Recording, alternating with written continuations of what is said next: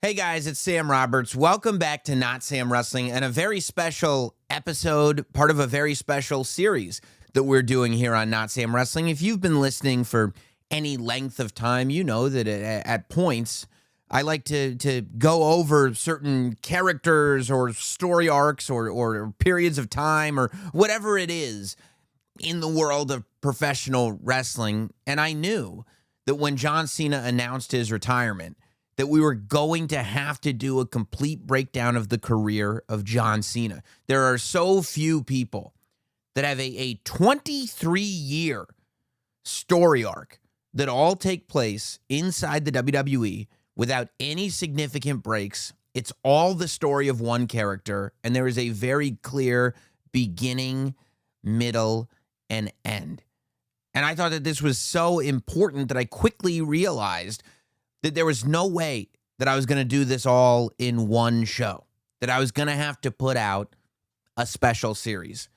So here we are. When we left off, John Cena had been cemented as the top guy in the WWE.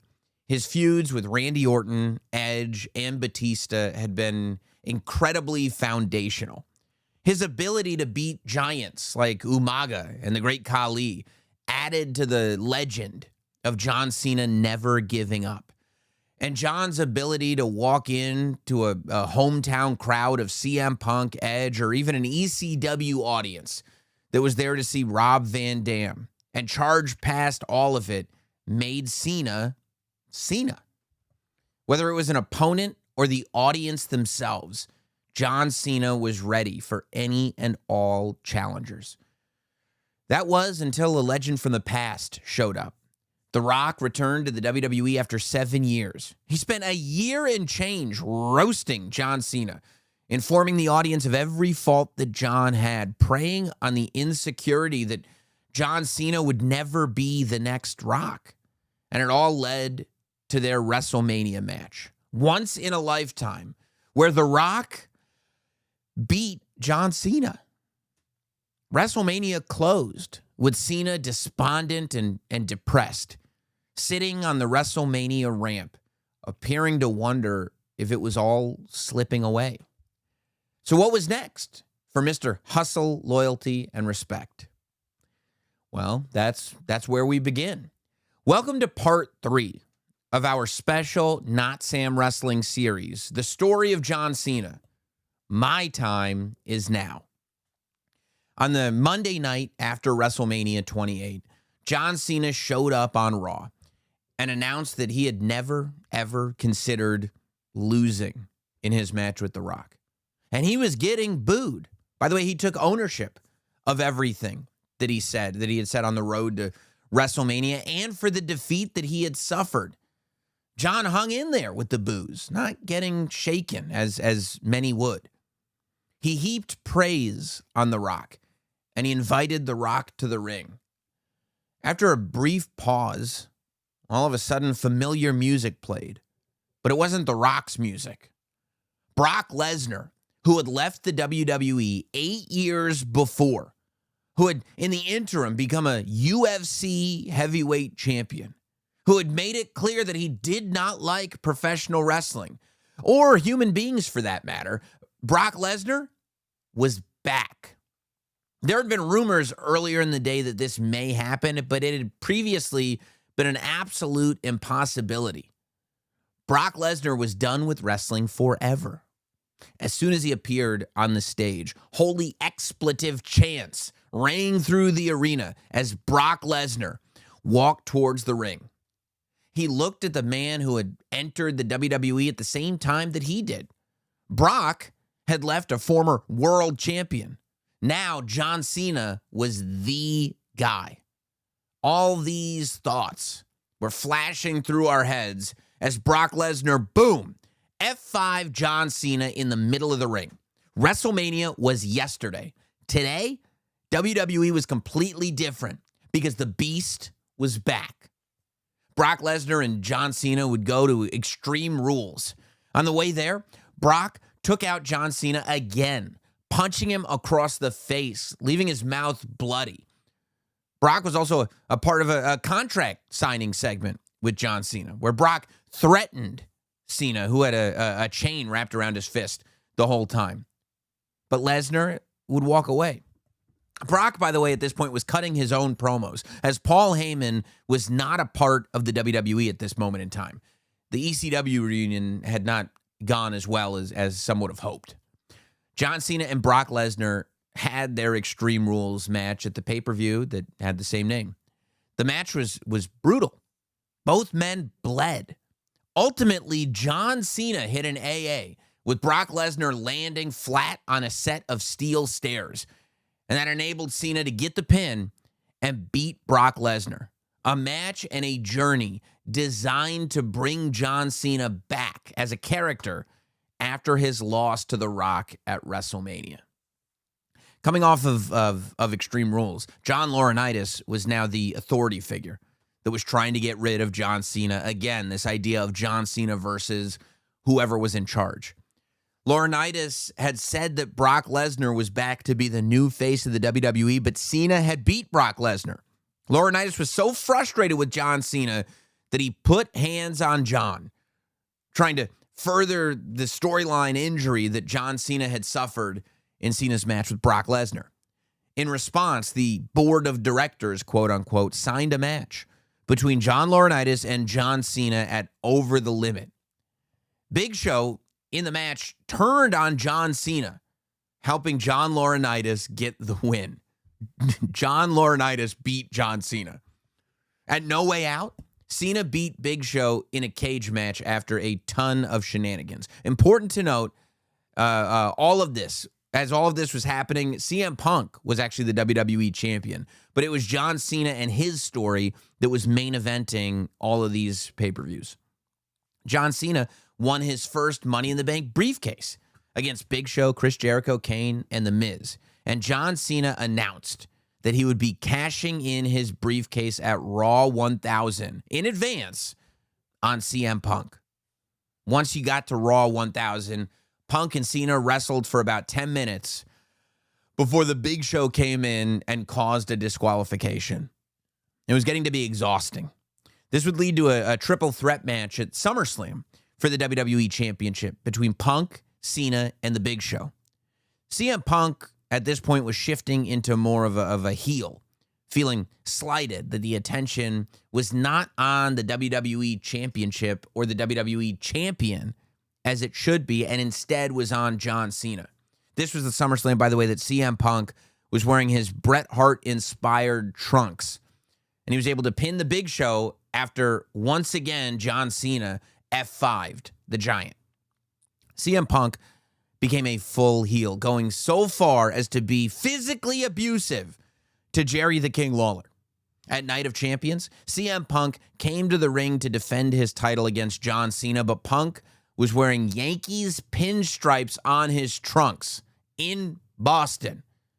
Paul Heyman had returned at this point to the WWE and was at ringside to watch CM Punk make history. He even, Heyman, started his promo with, "My name is Paul Heyman."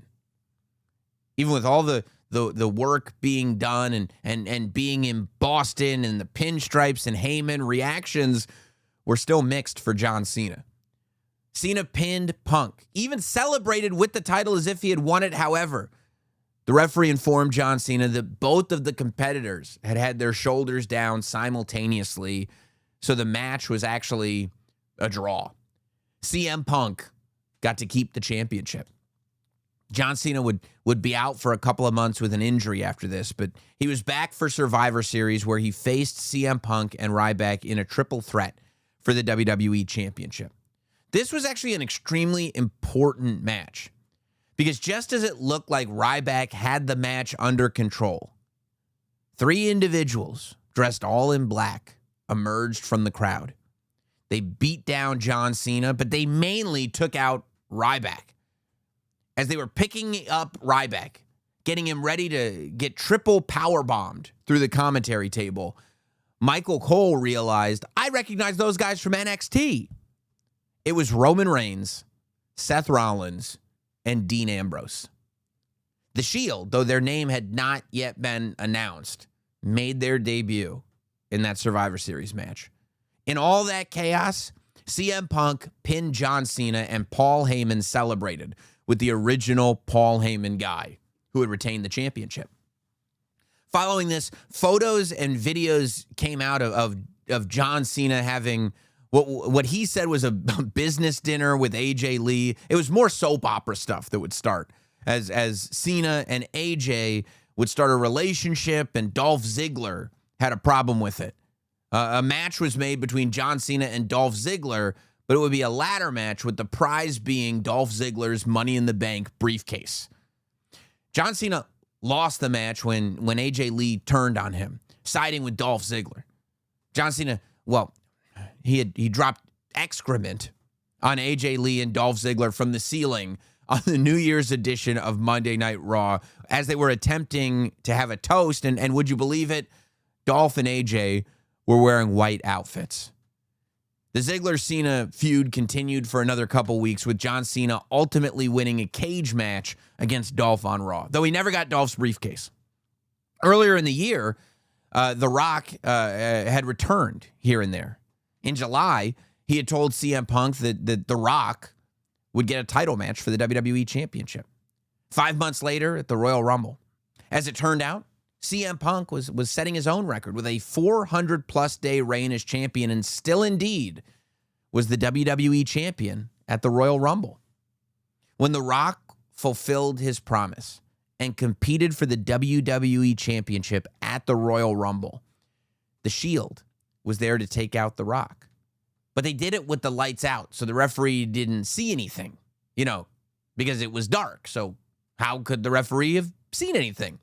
CM Punk pinned The Rock after this interference, and he actually had a fairly lengthy celebration with the title until Mr. McMahon appeared. See, it had been said that if the Shield got involved, CM Punk would be stripped of the title. But just as Mr. McMahon was about to strip him, even though Punk pointed out nobody saw the Shield, The Rock stopped Mr. McMahon and insisted that instead of stripping CM Punk, the chairman restart the match, which is exactly what Mr. McMahon did.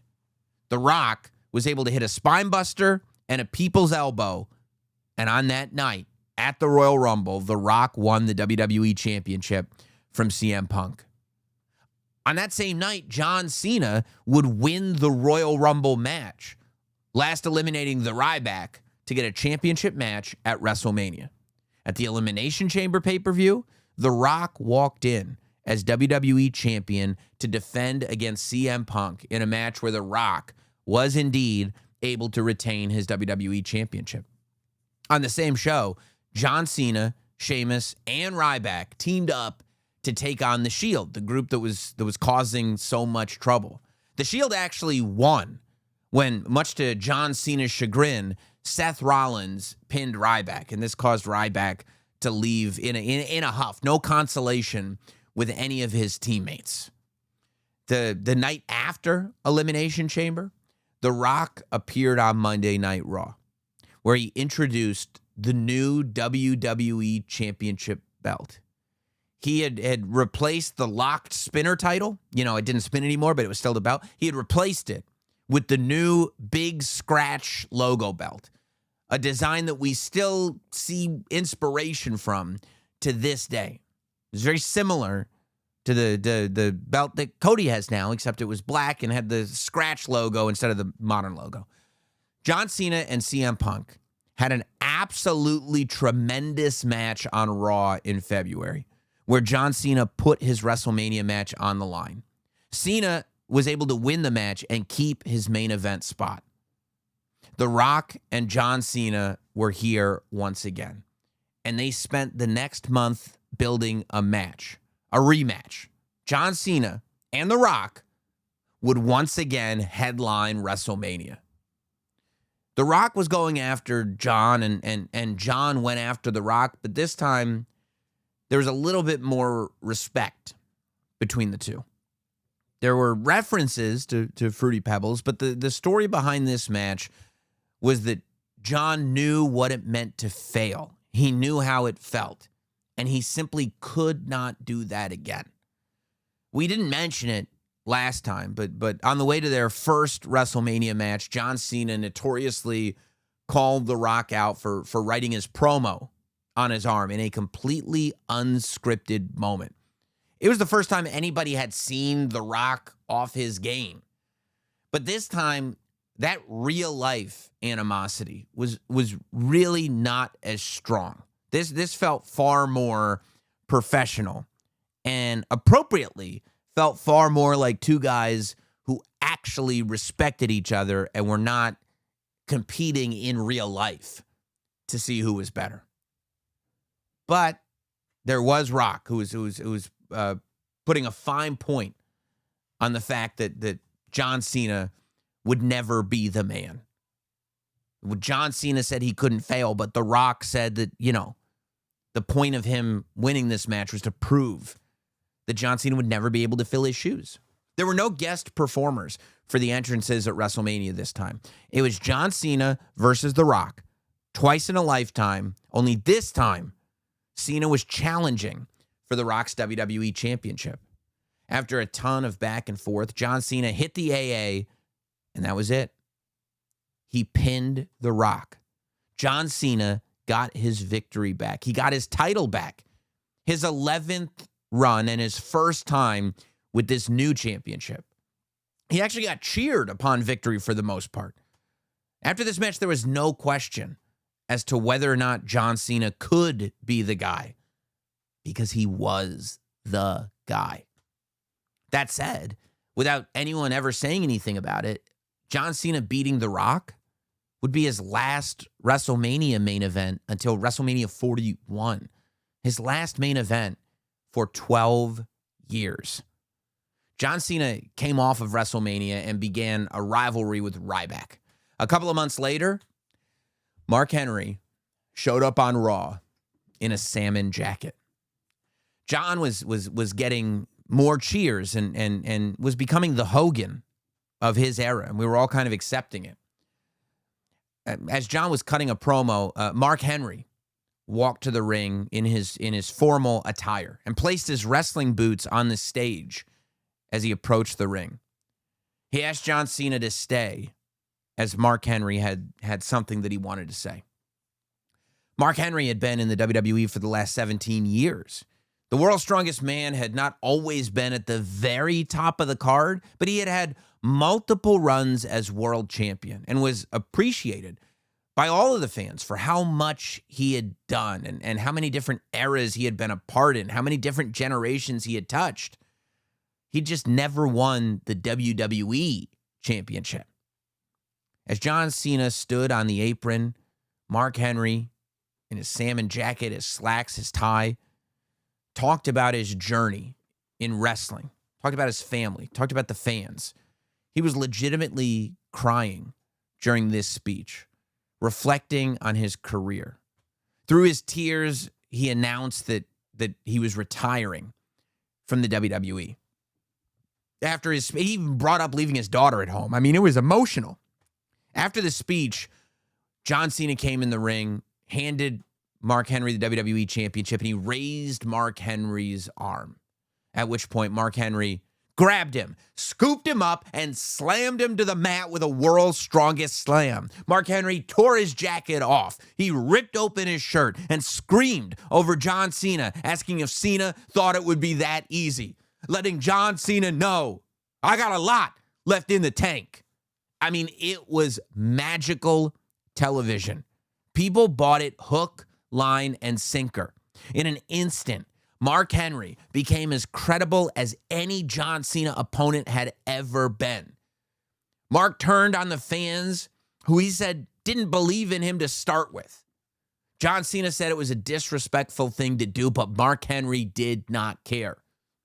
Mark Henry versus John Cena for the championship would happen at Money in the Bank. This is one of the spots where you'd hear "Let's go Cena, Cena sucks" chants just sounding through the arena.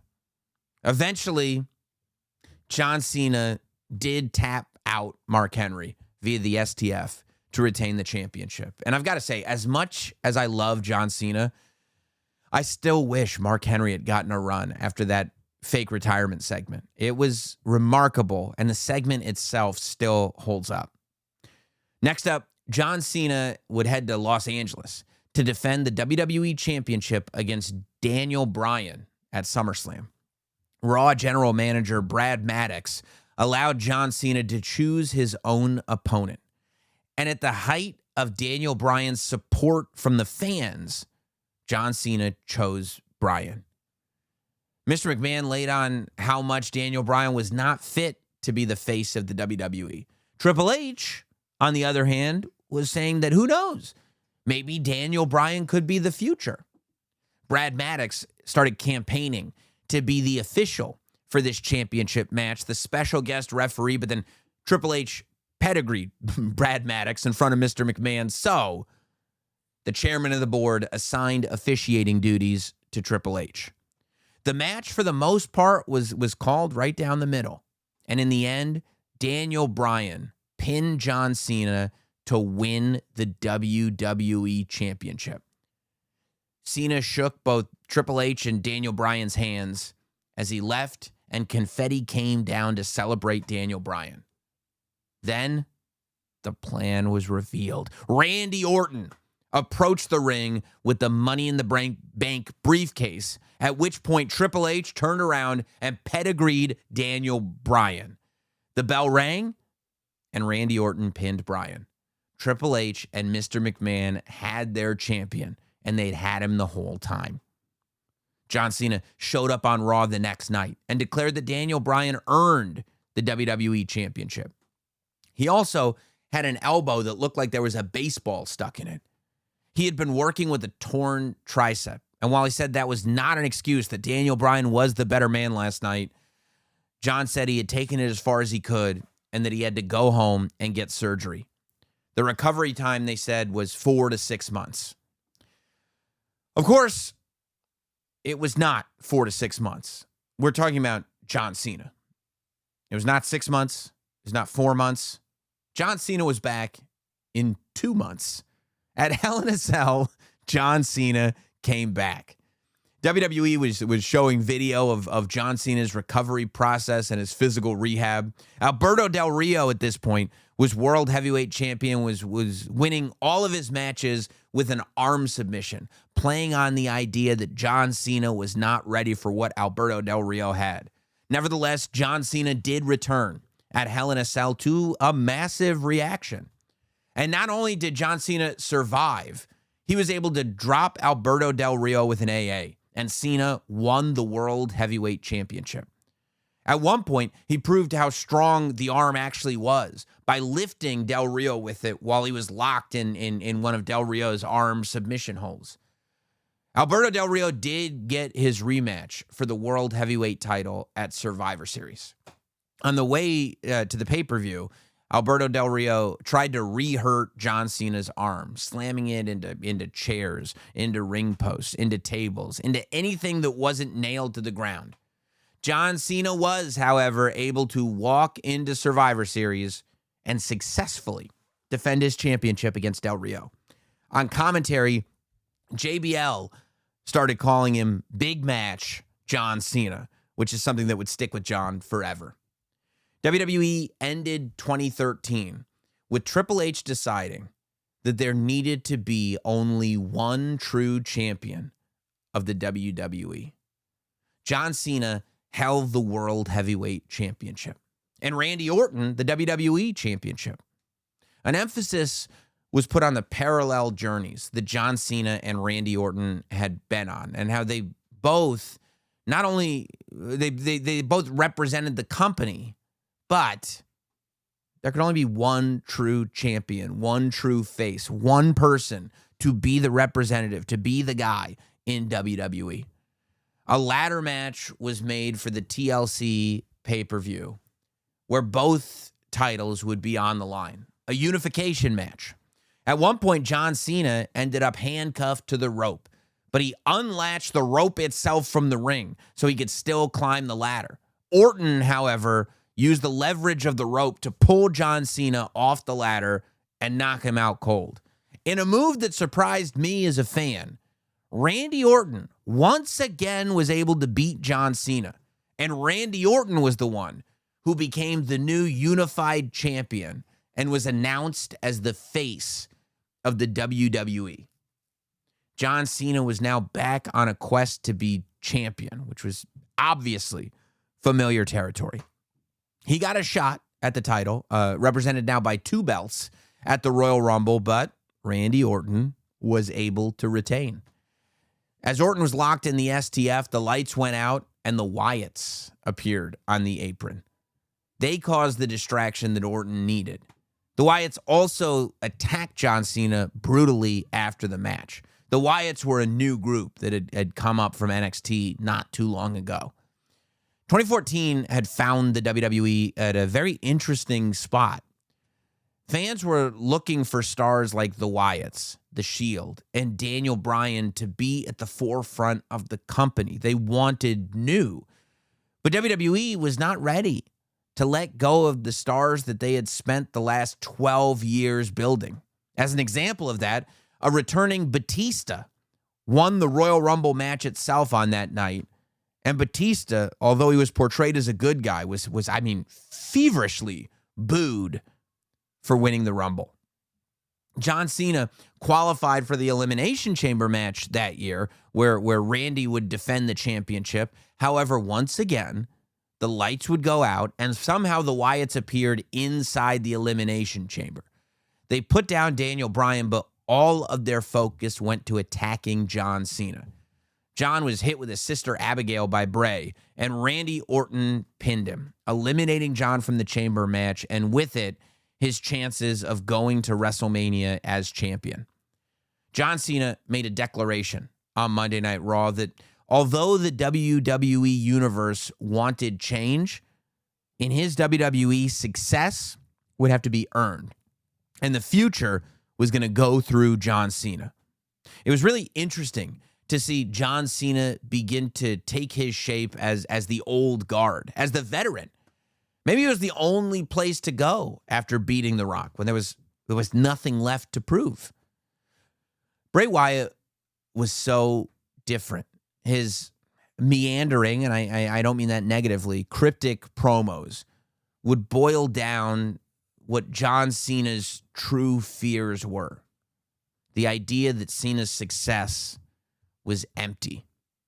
Bray was on a quest to destroy John Cena, not just the wrestler, but John Cena's legacy, and expose the entire thing as being fraudulent. He wanted to expose John and his goals as being motivated by selfishness and greed. John and Bray told a fabulous story on their way to WrestleMania 30, where they had their first match. Not a title match, not a main event. John Cena was in the middle of the card with an opponent who hadn't even been on the main roster a year before. Bray's WrestleMania entrance was incredible. Voodoo dancers inspired by New Orleans gave way for Bray's theme to be performed live as he slowly walked to the ring for the biggest match of his career. John Cena came to the ring with the lights up and that familiar anthem blaring as he ran down the ramp all by himself. Much as John would do to Cody Rhodes later, Bray put John Cena's morality to the test. He kneeled in the ring, begging John Cena to hit him with a chair, willing to take the pain to prove that he was right about Cena. John did not, however, and when Bray set up for that Sister Abigail, Cena was able to reverse it and hit Bray with an attitude adjustment for the win. Before he left the ring to celebrate with children in the audience, John had a look of disbelief on his face. Like Bray Wyatt had gotten Cena closer to breaking his moral code than anyone had before. Cena's rivalry with the Wyatts continued. The Wyatts started making claims that even in loss, Bray was winning over John Cena's fan base. Bray said that John's fans were starting to see the truth in him and that they were siding with Bray Wyatt. One memorable display of this was when Bray led a children's choir to the ring. Children that would have before been cheering for John Cena were now all singing, he's got the whole world in his hands. The choir all put on Wyatt sheep masks to demonstrate how much control Bray had over the fan base that John Cena cared so much about. Bray and Cena had a rematch at Extreme Rules in a steel cage match to avoid the Wyatts from interfering, which did not work at all. However, John Cena was still almost able to win when he was ready for it, and he went to escape the steel cage through the door. This little kid appeared, staring into John Cena's soul. He started singing into the mic, "He's got the whole world," with this weird voice modulation happening.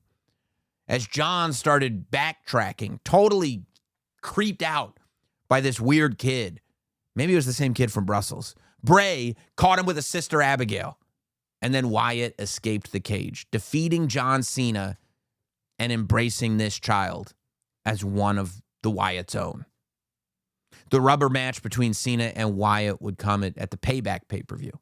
Act 3 of the story was about John Cena realizing that he had to stop Bray Wyatt because nothing else was going to be able to.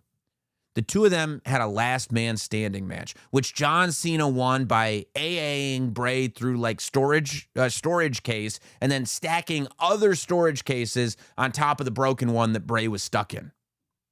John Cena was in that year's Money in the Bank ladder match between himself, Bray Wyatt, Randy Orton, Cesaro, Roman Reigns, Sheamus, Alberto Del Rio, and Kane.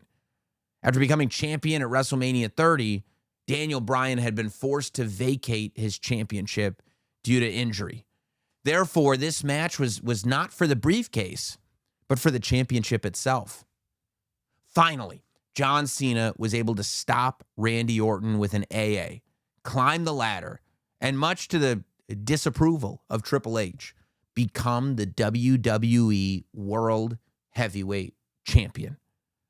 Triple H and Stephanie McMahon offered John Cena the opportunity to do things the easy way, but Cena declined, opting specifically for the hard way. So he was put into a fatal four-way match at Battleground, defending against Randy Orton, against Kane, and against a pretty new Roman Reigns.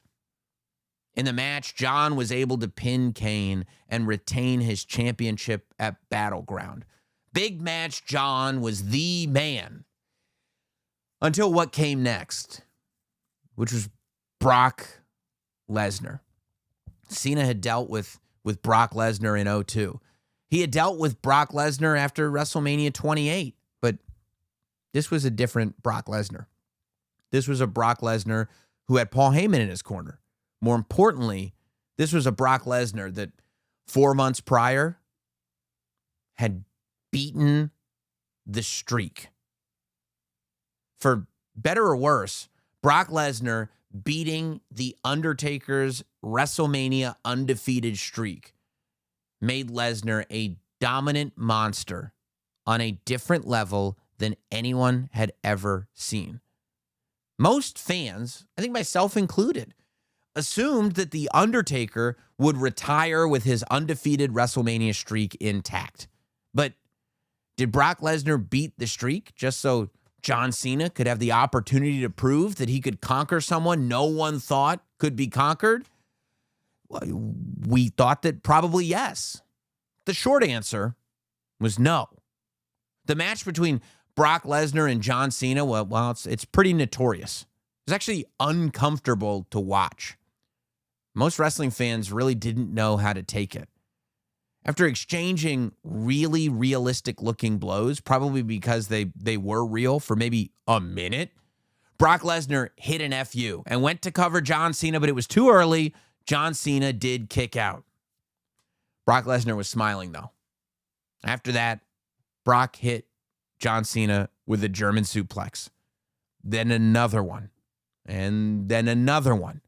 Every time John Cena would try to fight back, Lesnar would smother him, hit him, choke him, and suplex him. This was the match that actually gave birth to Suplex City after John Cena was hit by 16 of them. There was no comeback. There was no hero moment. Brock hit another FU, and he beat John Cena for the championship. It completely altered what it meant to be WWE champion forever. It also forever changed how superstars could be used. I mean, the traditional narrative rules were completely thrown out the window, and it turned Brock Lesnar into something completely different. But in the moment, it made us all feel terrible. Once Brock Lesnar won the title, it was once again redesigned. No longer represented by two belts, now a single title with the new, current WWE logo in the center. This would be the belt that represented the WWE Championship until Roman Reigns replaced it with the gold version of today that Cody has held and Cena would also later get to hold. John Cena got his rematch against Brock Lesnar at Night of Champions. The match itself would start similarly to SummerSlam, which gave us all hideous flashbacks. But all of a sudden, John would start to mount a comeback.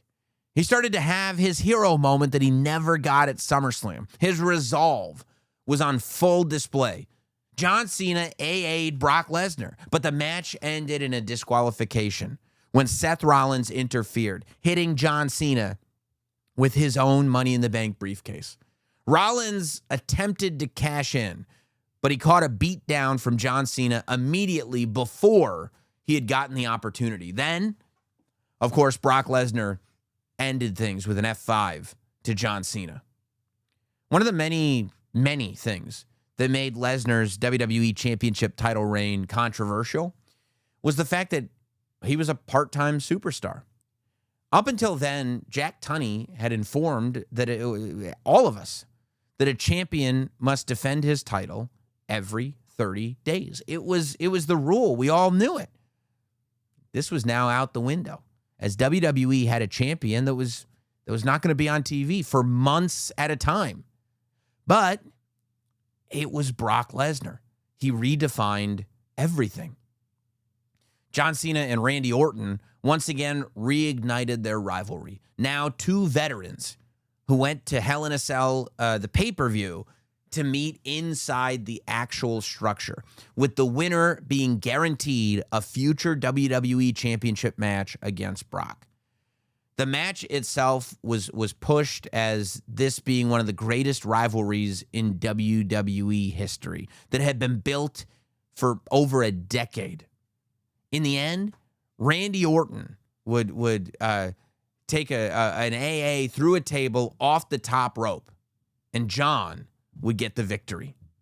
John Cena's next battle would be with the Authority, because we all know these authority figures, they hate John Cena. See, they made another offer for John Cena to join them, and John Cena rejected it once again. So, a 5-on-5 elimination match was made for Survivor Series.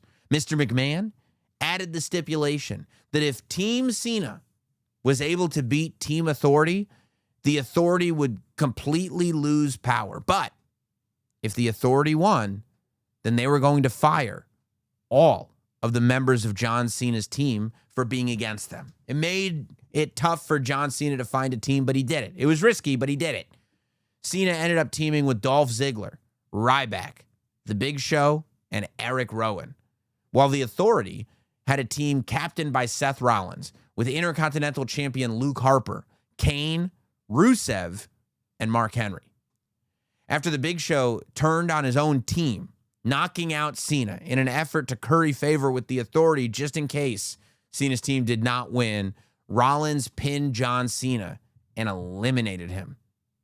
Regardless of all of this, Team Authority still lost after Sting made a surprise appearance, his first ever appearance in the WWE, walking to the ring, dropping Triple H with a Scorpion Death Drop, and dragging Dolph Ziggler on top of Seth Rollins, leaving Dolph Ziggler as the sole survivor for Team Cena.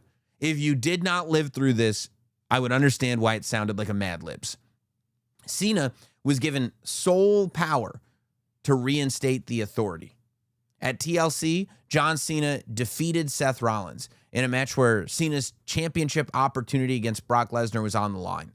On the last Raw of the year, Edge was brought in to be a special guest host who, of course, had a deep history with John Cena.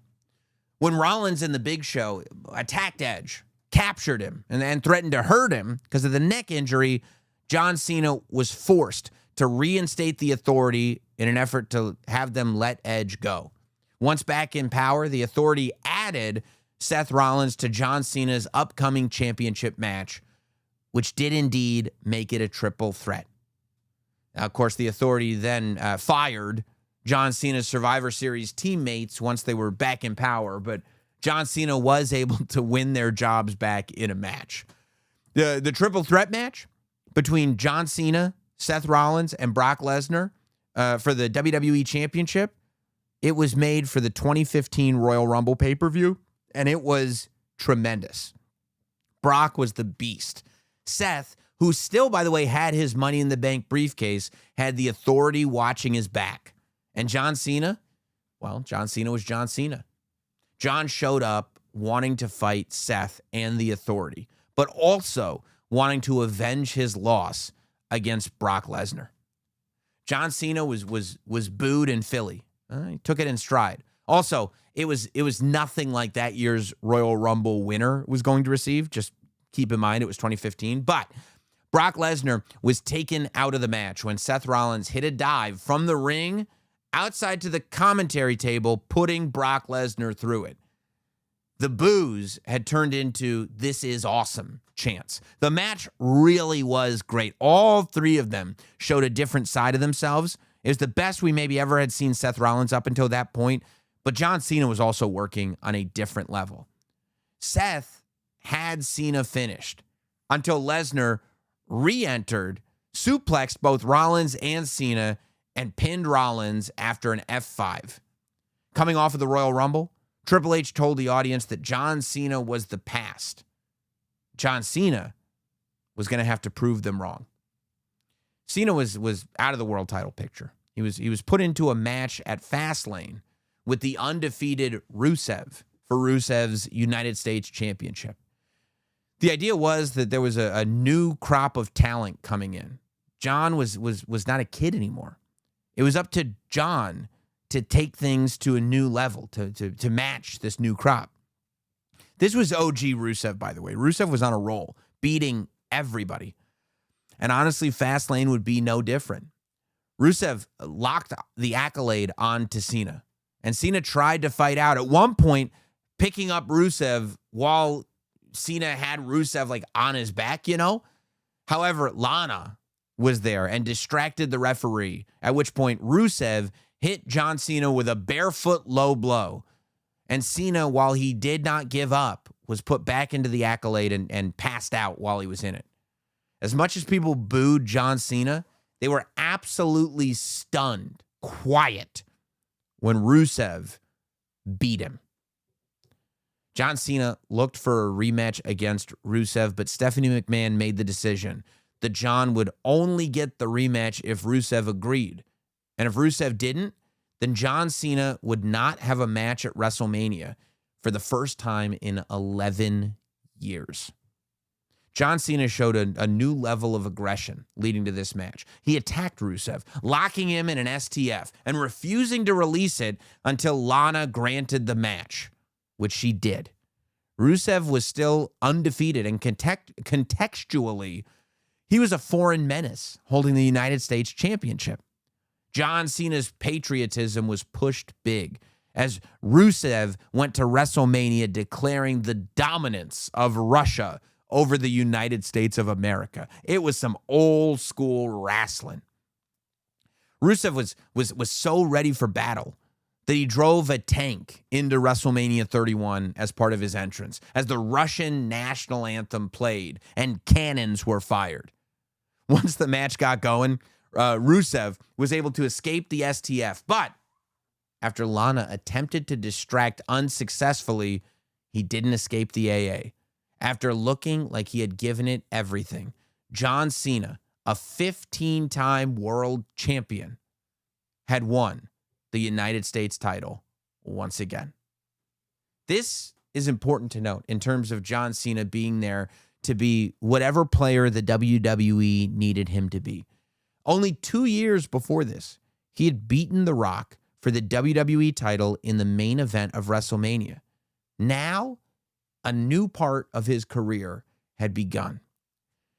For his legacy, coming off of WrestleMania 31, it was so important for John Cena. He was still getting booed by the cool to boo the good guys crowd, and they were singing the John Cena Sucks song to the melody of his theme song. And he was unfazed as usual. On the night after WrestleMania, he appeared as the United States champion. And he said that he had wanted to win the United States title so he could give the crowd championship matches. John, on that Monday, announced a United States Championship Open Challenge. Instead of Rusev or a big bad guy responding, Dean Ambrose appeared. And just like that, we had Dean Ambrose versus John Cena on Monday Night Raw for the United States Championship. John would win a competitive match, then show up the next week and do the same thing with which Stardust responded to. Next was Bad News Barrett in the UK, then Corporate Kane. He did it all the way until Extreme Rules, where he beat Rusev in a Russian chain match to retain the United States Championship. Then went right back to the Open Challenge. It had really become a highlight of the show. Big Match John Cena was having championship matches every week, many times against opponents who would never otherwise get a John Cena match. And the matches, by the way, were really good. Cena, especially when he was in there with new talent, would show a completely new side of himself. And because he was facing so many different opponents, he was having to wrestle matches that looked different every week. It wasn't simply 5 moves of doom and boom. The spirit of the U.S. Open Challenge really took shape when in Montreal, Sami Zayn responded. Because they were in Montreal, Sami Zayn was introduced by Bret Hart, and the crowd went bonkers for him. Zayn had not been called up from NXT, but with the WWE Network being in full effect, fans knew what was going on down there more so than they ever had before. There was also the spectacle of this for the fans that were very educated, for the fans that watched beyond just WWE. For the fans that had watched independent wrestling and Ring of Honor, the idea of seeing John Cena versus El Generico on Raw for a championship was unbelievable. Sami Zayn would unfortunately end up hurting his shoulders during his entrance of all times, but would still wrestle the match and have a great match regardless. After Sami Zayn, John Cena beat Neville, and then he beat Rusev once again at Payback in an I Quit match, which was called their final chapter, even though it was Lana who had quit on behalf of Rusev. After Payback, John Cena was attacked on Raw by NXT champion Kevin Owens. This was such a cool moment, as people couldn't believe, number one, that Kevin Owens was even in WWE or on the main roster, and number two, that he was being portrayed as a genuine, real threat to John Cena, as a true danger. Kevin Owens, at that point, was calling himself a prize fighter. He valued his NXT championship over John Cena's United States title. He stood on top of Cena after a pop-up powerbomb, opting to hold up his NXT championship and step on the U.S. title. As a prize fighter, Kevin Owens agreed to a match to answer the Open Challenge, but only a match on pay-per-view at the Elimination Chamber event. They went to the match, and once we got there, Kevin Owens caught John Cena with a pop-up powerbomb. And just like that, pinned him. An unbelievable moment.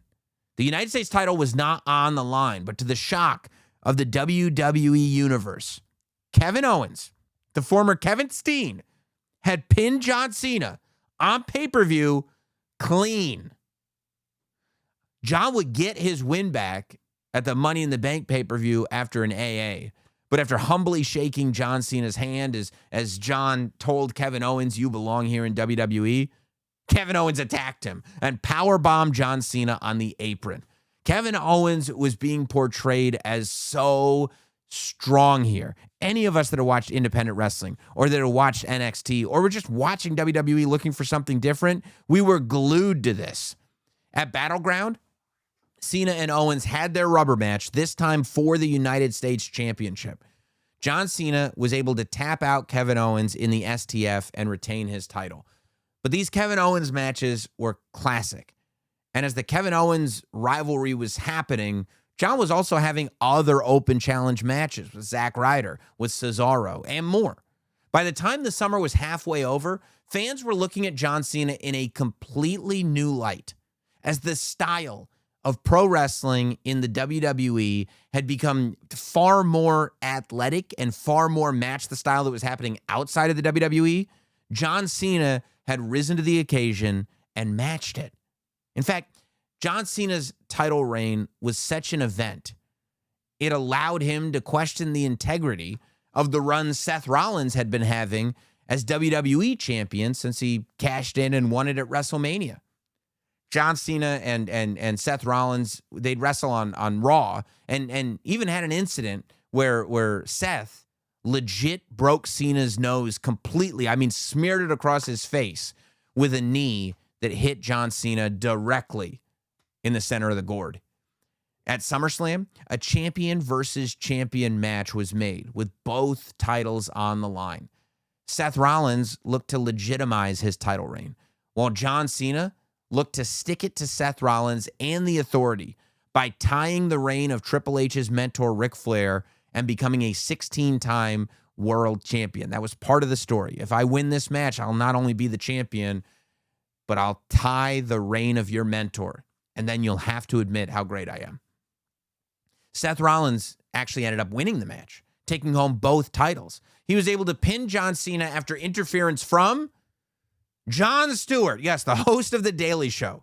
It actually got a massive pop in Brooklyn when Jon Stewart interfered, but it didn't have any actual follow-up, which people were okay with in 2015 because it was Jon Stewart. Seth would have to defend both titles at the Night of Champions pay-per-view independently. He lost the United States Championship back to John Cena before he was able to successfully defend the WWE Championship against Sting in Sting's last WWE match. The open challenges after Seth continued, seeing John Cena defend against Xavier Woods, Big E, Dolph Ziggler, until it finally ended at the Hell in a Cell pay-per-view. John hit the ring in the opening match to offer an open challenge, which was met by Zeb Coulter, who was sitting on an electric scooter. Zeb had previously acted as a mouthpiece to Jack Swagger. Zeb, Dutch Mantel, introduced a returning Alberto Del Rio, who in that return match, his first match back, pinned John Cena and became the United States champion. John Cena would take a hiatus after this match. It was the beginning of the next transition in John's career. He had achieved so much in WWE that his fame was going beyond wrestling. He began more seriously pursuing hosting and acting opportunities. He did, at long last, return to the WWE on the last Raw of 2015 to challenge Alberto Del Rio, but Alberto Del Rio's group, the League of Nations, would be there to break up the pin, interfere, and have the match end in a disqualification. John, after that, would leave once again, this time for shoulder surgery. At WrestleMania 32, The Rock arrived and was confronted by the Wyatt family in a surprise segment, and John Cena, returning way early again, made a surprise appearance to back up The Rock. The fans went nuts, cheering when they saw that John Cena was back for another WrestleMania. He didn't miss it. John wouldn't come back to the roster full-time, though, until the summer of 2016 began. And when he got back, he was immediately confronted by AJ Styles, a new member of the WWE roster. AJ Styles turned heel, teaming up with his old cohorts, Gallows and Anderson, and they attacked John Cena together as the Club. At the Money in the Bank pay-per-view, we got our first John Cena versus AJ Styles match advertised as a dream match, and it was. Specifically because this was a post-US Open Challenge John Cena. This was a John Cena who had advanced his wrestling skills with every year that he had competed. John called himself the face that runs the place, and again, wanted to ensure that the future of the WWE ran through him. AJ had said that the reason that he turned on John Cena was because he knew that guys like John Cena buried guys like him. A reflection of the idea that non-WWE stars never prosper in WWE the way homegrown stars do, which was an old stereotype from the WCW days. Once the match hit, after the referee went down, the Club, Anderson and Gallows, ran in, and they took out John Cena, which allowed AJ Styles to get the win via pinfall. AJ Styles came off of the pay-per-view bragging about the fact that AJ Styles beat John Cena. He and the Club started the beat up John Cena catchphrase. What are you going to do? Beat up John Cena. At Battleground, John was able to find friends in Enzo Amore and Big Cass to take on AJ Styles and the Club in a 6-man tag. This was a massive opportunity for Enzo and Cass, who at that point were absolutely beloved and also new call-ups from NXT. Cena's team got the win when John Cena pinned AJ Styles. So when it was time to have another singles match, John Cena and AJ Styles went at it again at SummerSlam. This time, AJ promised to do it without the Club, to do it on his own, to prove that he was better than John Cena. This would be the actual one-on-one dream match. And after a phenomenal forearm, without interference, AJ Styles beat John Cena, middle of the ring. John briefly stepped away while AJ went on to win the WWE Championship. This is peak AJ Styles in WWE, the best. Once he did, John Cena returned to challenge AJ Styles. However, Dean Ambrose argued that he was the one who was owed a rematch as he had lost his title to AJ Styles. So a triple threat match was made for No Mercy. AJ Styles ended up tapping out to both superstars simultaneously while they both had holes on him. So the match was restarted since there was no single winner. Styles took advantage of the no disqualification rule and pinned John Cena after attacking him with a steel chair.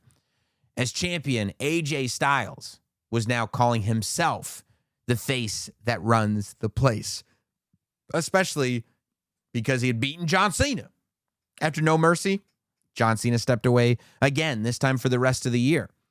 He returned for the Royal Rumble to have one more match with AJ Styles, this time for the WWE Championship. On the way to the match, AJ pushed that John Cena was no longer needed in the WWE, that they could all do it without him. AJ said John Cena would never be as good as him in the wrestling ring, and that John would never be as good as The Rock in Hollywood. Fighting words. Hollywood was a big part of the story now. AJ bringing forward that John Cena was no longer committed to wrestling was the same thing that John Cena had done to The Rock a few years before. The AJ Styles John Cena Royal Rumble match is my favorite of the 3 singles matches. It's amazing.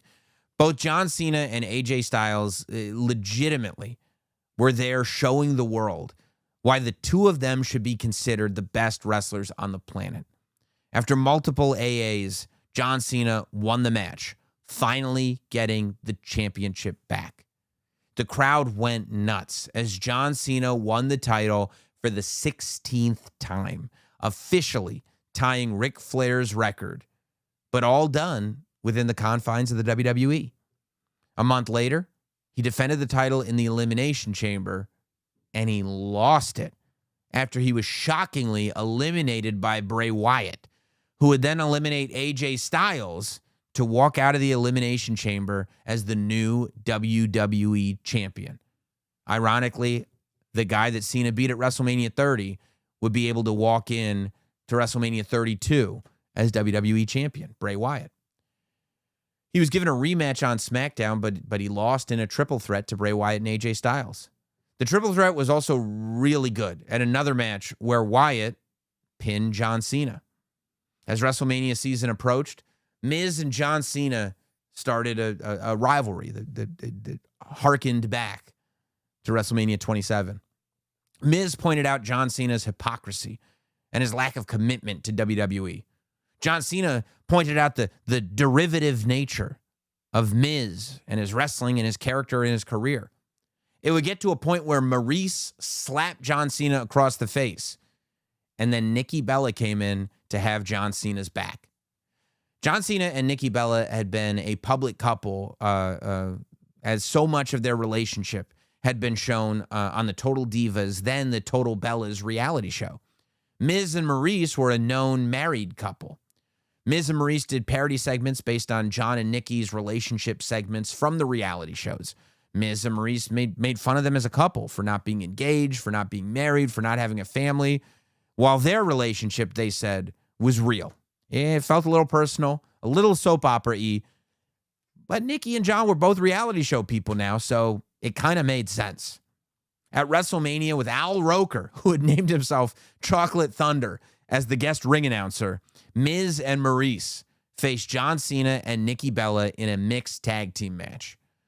John had gotten to a phase in his career where any boos that he was getting had become respectful boos. He was already an absolute legend of WWE. After a simultaneous AA and Rack Attack 2.0, John Cena and Nikki Bella won the match. But in a much bigger moment, John Cena, real life, proposed to Nikki by her shoot name in the middle of the ring at WrestleMania post-match. John and Nikki's mothers were both in the front row. There were hugs and kisses and tears. It was beautiful, especially from a guy like John Cena, who had never really made his personal life all that public. After this, John would go away for another couple months. When he returned on the 4th of July, John Cena was declared a free agent in the WWE, able to move between Raw and SmackDown. His first story, since it was July 4th, Independence Day, another match with Rusev at Battleground, this time in a flag match. In this flag match, it was a little different. You not only had to remove your country's flag from the ring post, but then you had to walk it all the way up the aisle and put it in a podium that was positioned in the entrance ramp.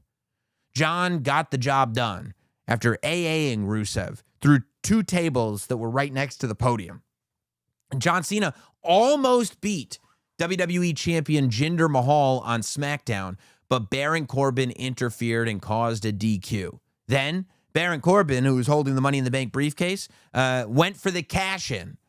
But after Corbin realized that Cena was still up, it caused a distraction. Jinder Mahal rolled up Corbin for the win. He failed his Money in the Bank cash-in. The failed cash-in brought John Cena and Baron Corbin to SummerSlam in a match between the two of them. John Cena toyed with Baron Corbin for most of the beginning of the match. At one point, even put JBL's cowboy hat on.